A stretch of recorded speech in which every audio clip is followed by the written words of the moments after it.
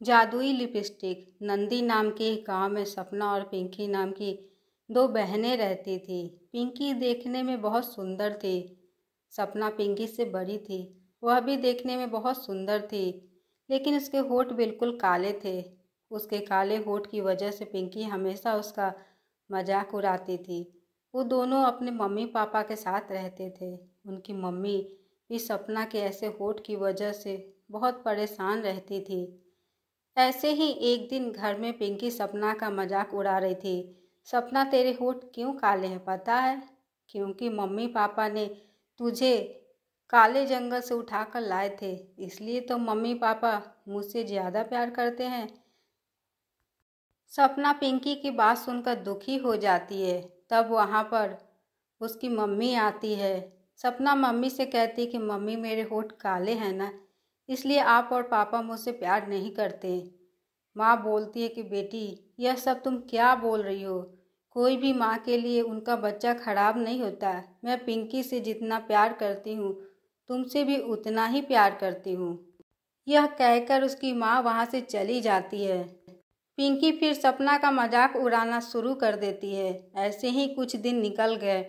एक दिन सपना कॉलेज जाने के लिए घर से बाहर निकली। जब वह कॉलेज जा रही थी, तब रास्ते में पिंकी और उसकी सहेलियां खड़ी होकर बात कर रही होती हैं। उन लोगों ने जब सपना को देखा, अरे यह तेरी वो काले होठ वाली बहन है ना? पिंकी बोलती है कि अरे सबके सामने मत बोल, अगर सबको पता चल गया तो सब मेरा मजाक उड़ाएंगे। पिंकी की दोस्त ने बोला कि लेकिन इसके होठ इतने काले क्यों हैं? बचपन में इसने क्या काला लिपस्टिक लगा लिया था क्या? पिंकी कहती है कि मुझे तो लगता है कि इसके होठों में आग लग गई थी और इसके होठ जल के काले हो गए। दोस्त, हाँ हाँ, मुझे भी ऐसा ही लगता है। इसके तो बहुत पैसे बच जाते होंगे, इसको तो लिपस्टिक की ज़रूरत ही नहीं पड़ती होगी। वह सब लोग सपना को लेकर हंसी मजाक करने लगे। सपना यह सुनकर बहुत दुखी हो गई और वहाँ से चली गई। कुछ सालों बाद सपना और पिंकी बड़ी हो गई और उनकी शादी की उम्र हो गई। तब एक दिन उसकी माँ उससे बोली, सपना बेटी, तू पिंकी से बड़ी है ना, इसलिए तेरी शादी करवाने के लिए हमने एक लड़का ढूंढा है। कल लड़के वाले तुझे देखने आएंगे। पिंकी कहती है कि लेकिन माँ, इसके ऐसे होठ देखकर कोई भी इससे शादी नहीं करेगा। माँ कहती है कि पिंकी, ऐसा नहीं कहते। सपना बेटी, तुम कल अच्छे से तैयार हो जाना और होठों में बहुत सारे लिपस्टिक लगा लेना, ताकि कि लड़के वालों को तुम्हारे होठों के बारे में पता ना चले। सपना बोलती है कि लेकिन माँ, किसी को झूठ बोलने से तो पाप लगता है ना। अगले दिन सुबह लड़के वाले सपना को देखने के लिए उसके घर आते हैं। जैसे ही सपना बाहर आई तो उसको देखकर लड़के की माँ बोली, अरे छी, इसके होठ तो बिल्कुल काले हैं। माँ बोल पड़ती है कि नहीं नहीं, इसने ना कल गलती से खराब लिपस्टिक लगा लिया था, तब से इसके होठ ऐसे हो गए। आप फिक्र मत कीजिए, इसके होठ बिल्कुल लाल हैं। सपना कहती है कि नहीं आंटी, मम्मी आपको झूठ बोल रही है, मेरे होठ बचपन से ही ऐसे हैं। यह सुनकर लड़के वालों ने शादी के लिए मना कर दिया और वहाँ से चले गए। यह देखकर पिंकी बहुत गुस्सा हो गई और सपना से बोली, पिंकी बोलती है कि जब तक तू इस घर में है, मेरी कभी शादी नहीं होगी। या तो तू इस घर से निकल जा या मैं घर छोड़कर चली जाऊंगी। पिंकी की बात सुनकर सपना बहुत दुखी होकर घर से बाहर चली गई।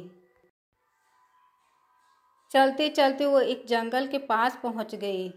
जब वो उस जंगल के पास जा रही थी, तब उसे एक बूढ़ी औरत दिखाई दी। उनकी हालत बहुत खराब थी और वह कुएं के पास से पानी निकालने की कोशिश कर रही थी। सपना कहती कि क्या हुआ दादी, आप यहाँ पर क्या कर रही हो? बेटी, मुझे बहुत प्यास लगी है। मैंने बहुत लोगों से थोड़ा पानी मांगा, लेकिन किसी ने भी मुझे थोड़ा पानी पीने के लिए नहीं दिया। सपना बोलती है कि लेकिन आप इस कुएं के सामने क्या कर रही हो? मैं बहुत देर से इस कुएं से पानी निकालने की कोशिश कर रही हूँ, पर मुझसे नहीं हो रहा। क्या तुम मेरी मदद करोगी? सपना कहती है कि हाँ दादी, क्यों नहीं, आप इधर आइए, मैं पानी निकाल रही हूँ।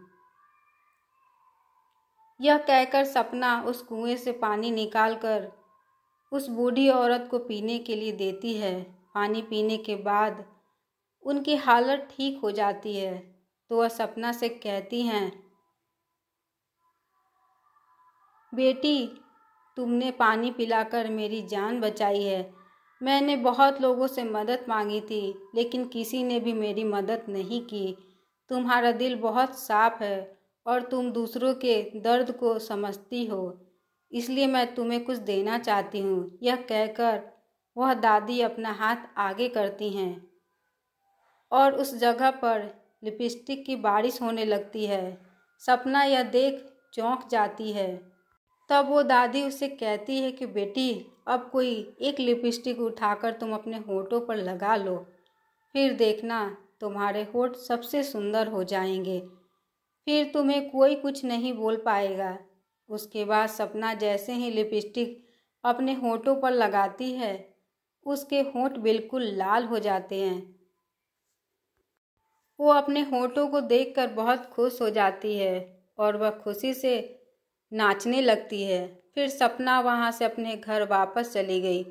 जैसे ही वो घर जाती है, उसके लाल होठ देखकर सब लोग हैरान हो जाते हैं। माँ बोलती है कि तूने क्या किया, तेरे होठ कैसे इतने सुंदर हो गए।